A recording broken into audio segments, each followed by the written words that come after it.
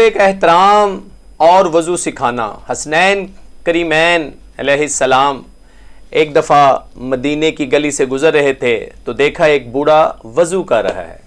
دیکھیں ہم بھی آج کل تبلیغ کر رہے ہیں، ہم بھی ایک دوسرے کو ہم امر بالمعروف کرتے ہیں، لیکن دیکھیں امام حسین علیہ السلام اور امام حسن علیہ السلام کا تبلیغ کرنے کا طریقہ کیا ہے۔ اس بزرگ کے پاس گئے کو یا آپ دیکھیں کہ میں اور میرا بھائی میں سے کس کا وضو ٹھیک ہے، ہم آپ کے سامنے وضو کرتے ہیں اور آپ بتائیے گا کس کا وضو ٹھیک ہے۔ اللہ اکبر۔